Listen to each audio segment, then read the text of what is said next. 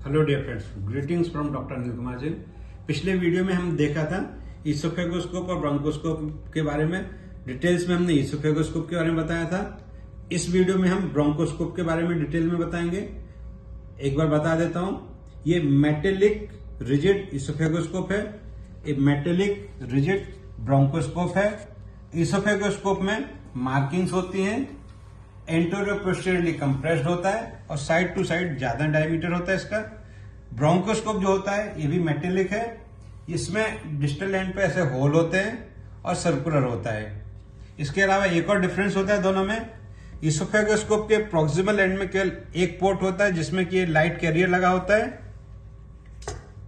और दूसरा केवल ओपनिंग होती है जिसमें से हम देखते हैं। ब्रोंकोस्कोप जो होता है इसके प्रॉक्सिमल एंड में एक तो लाइट कैरियर के लिए भी होता है और दूसरा एक और पोर्ट होता है, इसमें ऑक्सीजन की ट्यूब लगाते हैं जिससे कि वेंटिलेशन होता है।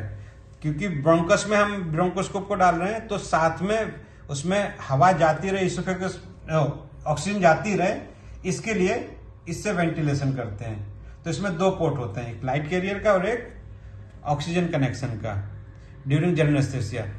ब्रोंकोस्कोपी हो या ईसोफेगोस्कोपी, दोनों ही जनरल एनेस्थीसिया में करते हैं यदि हम रिजिड मेटेलिक ईसोफेगोस्कोप या ब्रोंकोस्कोप यूज कर रहे हैं। फाइबर ऑप्टिक फ्लेक्सिबल ईसोफेगोस्कोपी या fibre optic flexible bronchoscopy local anaesthesia में भी की जा सकती है।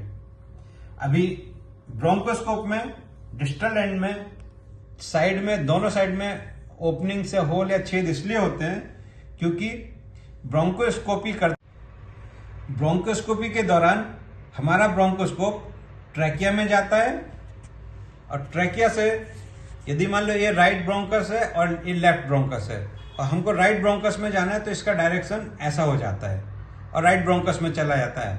और जो ओपनिंग्स हैं या छेद है इससे लेफ्ट ब्रोंकस में भी वेंटिलेशन होता रहता है और जो मेन ओपनिंग है इससे राइट में हो जाएगा। ऐसे ही यदि हम लेफ्ट ब्रोंकस में जा रहे हैं तो ट्रैकिया से लेफ्ट ब्रोंकस में जाएंगे तो फिर राइट साइड में वेंटिलेशन, राइट साइड के होल जो दिख रहे हैं इससे होता रहेगा। इसलिए ब्रोंकोस्कोप के डिस्टल एंड पे दोनों साइड में होल होते हैं। यही ये आइडेंटिफाई भी कर सकते हैं। कई बार पूछा जाता है आपसे कि एक दूसरे की जगह यूज कर सकते हैं क्या? आइडियली दोनों को ही एक दूसरे की जगह यूज नहीं करना चाहिए। जो ईसोफेगोस्कोपी के लिए उसको ईसोफेगोस्कोपी के लिए, जो ब्रोंकोस्कोपी के लिए वो ब्रोंकोस्कोपी के लिए। यदि आपके पास में दूसरा इंस्ट्रूमेंट नहीं है तो बेटर है कि आप पेशेंट को कॉम्प्लिकेट ना करें और जहां पे इंस्ट्रूमेंट्स हैं वहां पे भेजें, या फिर आपको दोनों ही इंस्ट्रूमेंट्स रखना चाहिए। कई बार बोल देते हैं कि इसकी जगह वो यूज कर सकते हो, उसके वो यूज कर सकते हो, वो काम चलाने की बात होगी, लेकिन पेशेंट की लाइफ आप कभी भी रिस्क पर नहीं रख सकते, ना ही ऐसी गलती कभी करें।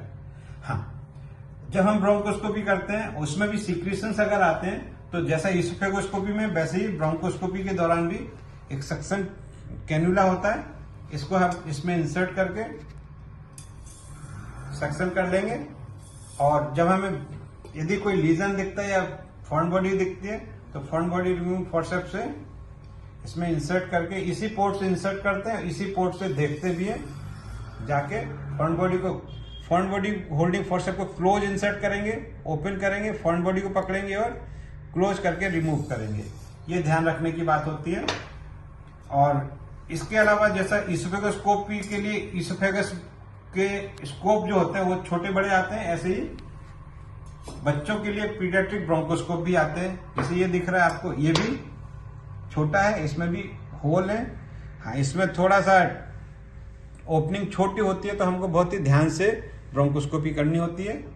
और एक चीज बहुत महत्वपूर्ण, कई बार लोग केवल छोटे ब्रोंकोस्कोप का ये वाला पार्ट देख के और इस इंस्ट्रूमेंट का ये वाला पार्ट देख के कंफ्यूज हो जाते हैं। इसको कभी ईसोफेगोस्कोप कभी ब्रोंकोस्कोप बोल देते हैं। अरे भाई, इसका ये डिस्टल एंड भी तो देखो, ये ईव्स टॉन्सिलर स्नेयर है। तो ईव्स टॉन्सिलर स्नेयर को ना ही आपको ब्रोंकोस्कोप बोलना है, ना ही आपको ईसोफेगोस्कोप बोलना है, इसको ईव्स टॉन्सिलर स्नेयर ही बोलना है। इसको जब हम पुल करते हैं तो इसमें से डिस्टल एंड से वायर निकलता है जिसको हम टॉन्सिल को स्नेयर करने के लिए यूज करते हैं। मेरे ख्याल से आपको समझ में आ गया होगा।